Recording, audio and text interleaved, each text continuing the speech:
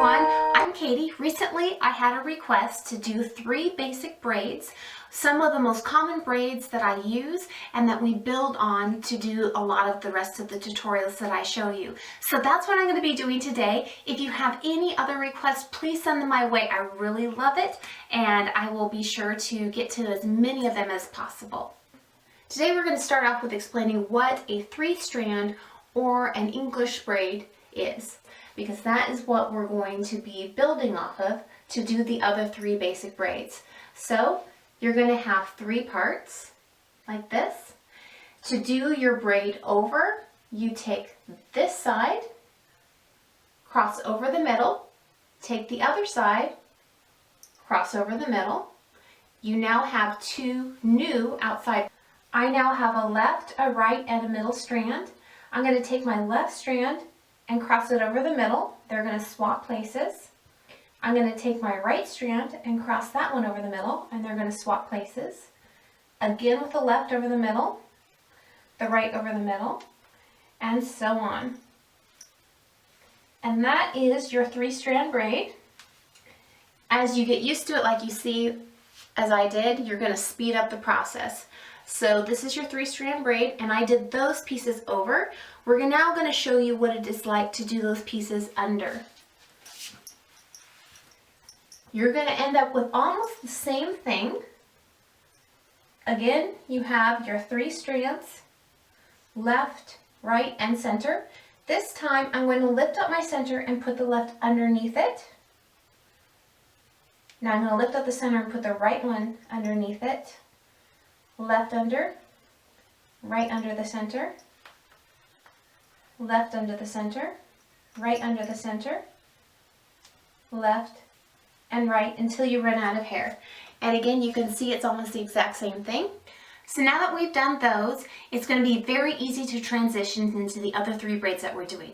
We're first doing a French braid, then a Dutch braid, and finally a fishtail braid. So if it sounds too complicated, don't worry. If you can do the 3-strand braid already, like I just showed you, this is going to be very easy to just add in one extra little step. If I have my hair parted like this, I could do a French braid on this side and a French braid on this side, or I can slick my whole hair back and do a single French braid. If you're in your teens and over, you may want to think about loosening up the braid closer towards your forehead to make it more soft and romantic, a more lived-in look. Tighter braid looks athletic, so if you want to go for the athletic look, definitely do a tighter braid that is closer to the start of your scalp. I will do that, but only if I'm going specifically for an athletic look or for a particular style that I'm trying to copy. So I tend to go back further and start my braid back a little bit further on myself to make it look a little bit softer. So right about there. And for those of you that like to have the top bump, this will let you loosen up your hair and get that effect as well. One more tip I'd want to inject here for those of you that are beginners, you're going to find it very difficult to work with freshly washed and dried hair. That is the most slippery hair and the most difficult to get a good grasp on, and it doesn't grip itself either, so it tries to fall out of the braid. So when you're just beginning, great hair to work with is wet hair. Though be very careful with wet hair because pulling it too hard will stretch the shafts and start to damage it. If you don't want to do wet hair, you want to do 2nd or 3rd day hair. It'll have a lot more texture to it and good grip, and you'll be able to get the results that you want without it fighting against you so much. Okay, so I'm going to have my top section right there, about that much. And I'm going to divide it into 3. So just like we did the braid earlier, divide it into 3. And I'm going to take this side and put it over the other side, and this side and put it over the other side. And that is the thing when we say French braid, the strands are going over the middle strand. Okay, so now I have 2 new outer strands, and on this one where we originally started, now I'm going to grab a little bit of hair next to it, and I'm going to add that into my strand. That is all now one strand. Now that I have the new hair added, I'm going to cross that over the middle strand.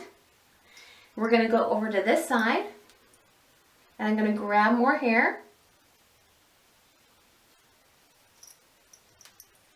and add it to this strand, and that one is now going to overlap the middle strand, like so. We now have a new outer strand over here. If you drop it, don't worry, you're still hanging onto these. You'll be able to find it. I'm going to grab a little bit more hair.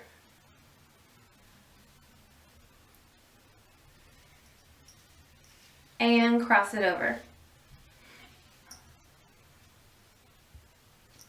And we're just going to repeat this all the way through the braid until we run out of hair.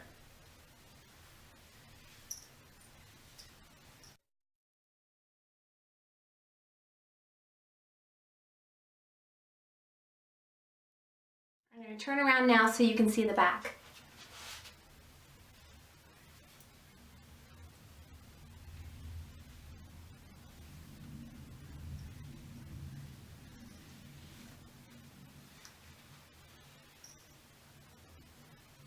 You can see how my thumb is acting as a placeholder. You will learn your own technique, but I find it very easy to grab onto things with my thumb like that. See, I'm swooping up and the next section of hair here with my thumb, gathering it all together, pinching on here just to hold it for a second before I wrap it over the middle strand.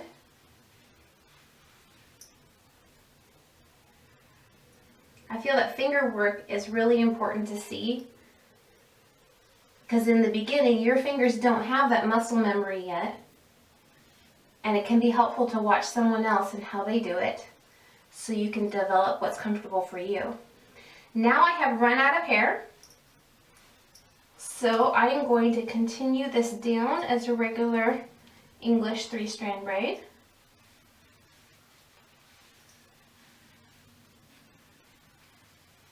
And that is the French braid technique.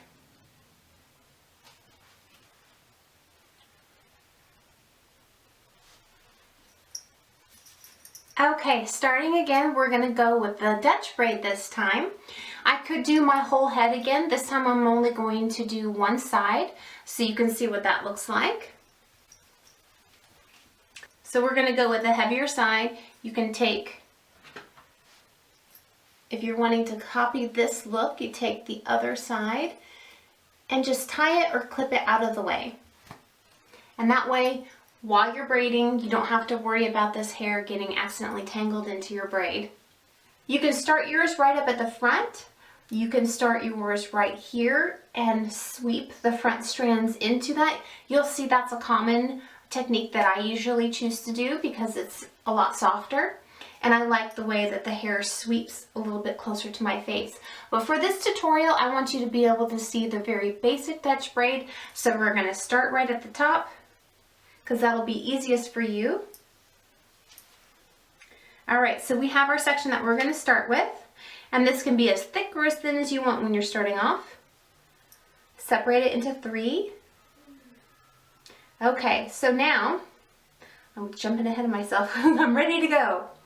Okay, so now our 3 strands. Remember with the French braid, we folded them over the middle strand. This time, for the Dutch braid, we're going to fold underneath the middle strand. So that one goes under, and then that one goes under. I think I should say the top and the bottom to make it easiest for you. So now I have a new top, a new middle, and a new bottom. The bottom one, we're going to add a little bit of hair to. And see that? And I'm going to cross it under the middle strand. And I'm going to take my finger right here and allow that hair to rest on my hand so that I can hold all 3 strands with this hand while I gather up a little bit of hair for the top strand and then add that in. And now that one is going to fold underneath the middle strand. And the new bottom strand, I'm going to grab some hair there, add it to it, and fold it underneath the middle strand. Again, grabbing hair for the top strand and adding it in. To the bottom strand, adding it in. Each time going under.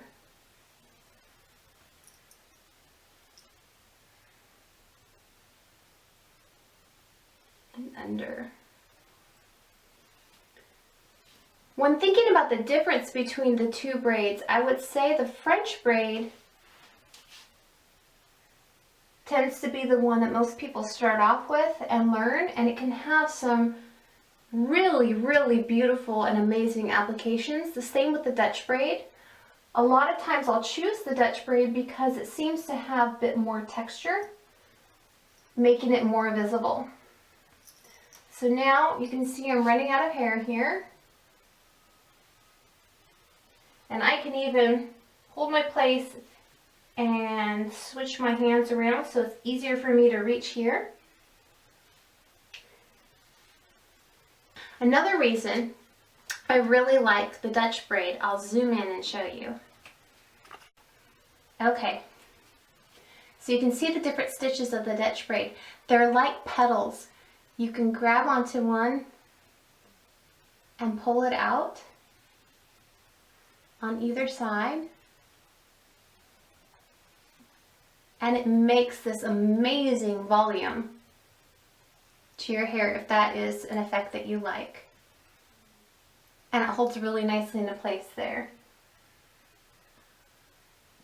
So you can see that. It'll hold even better if you have some texture in it, and you can use my recipe for the dry organic shampoo. I'll put the link for that below. And hairspray as a final touch if you'd like. I love my Pro Santy. It works so well.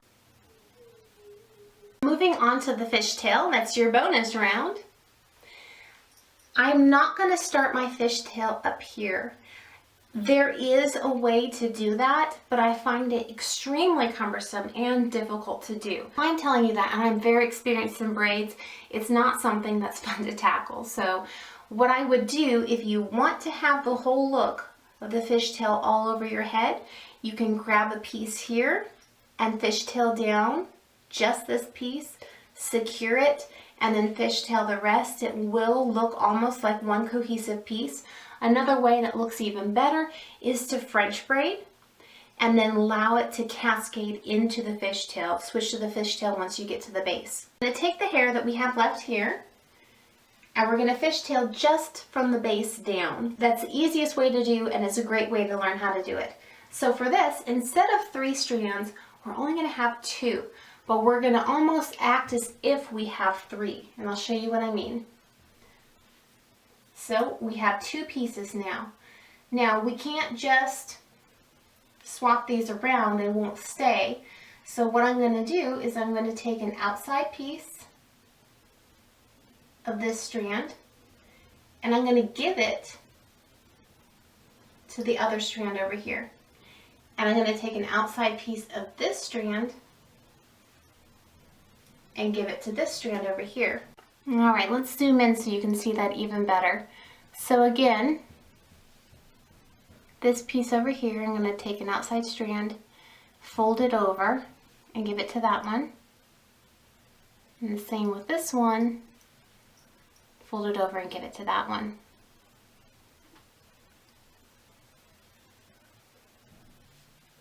So a piece of this strand is going to come over and join with the other strand. A piece of this strand is going to come over and join with the other strand. And we're going to keep going back and forth and doing that.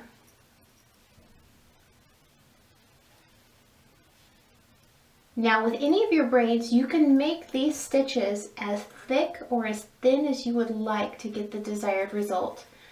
The smaller the strands are, the longer it's going to take to get your braid done, but the more intricate it's going to look.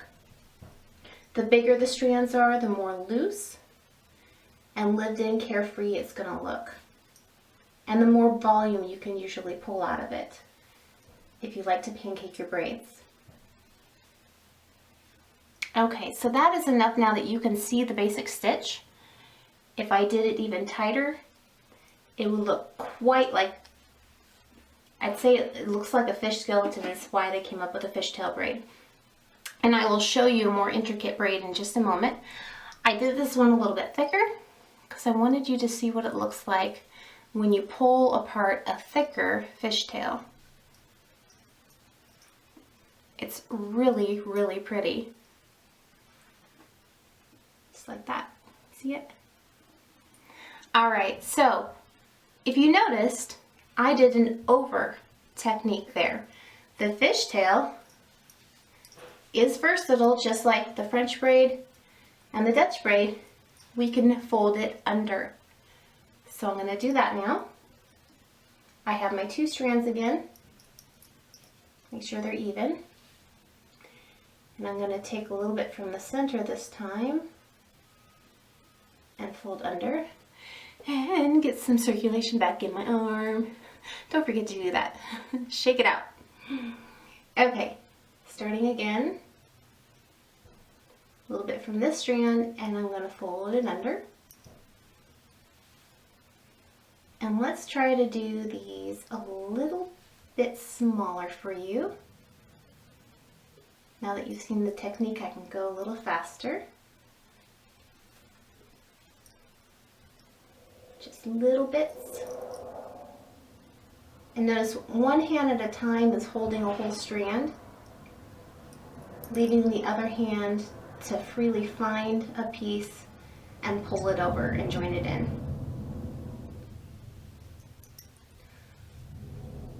I'm sorry for the airplane noise. I am right next to a military base. So my husband is in the Navy. Our boys love to sit out on the driveway and watch the airplanes go off because they go right over our house. Such a great variety for our little boys to watch and enjoy. But quite impossible for me to talk on the phone when it's happening.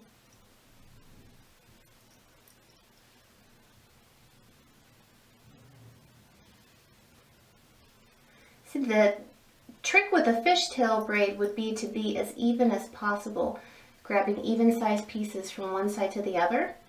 If you find that one side's starting to get a little fatter and the other one's getting thinner, just pull bigger pieces, just slightly bigger, from that side for a while to even it back out.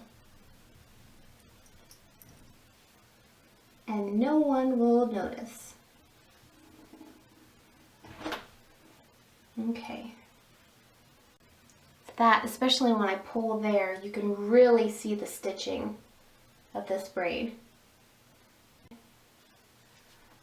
And why it's called a fishtail braid. There you are, the final 2, the Dutch braid, the fishtail braid. I hope you love this tutorial. This may look really funny right now, but I could put this into a really pretty updo. And look how this fishtail can pull apart.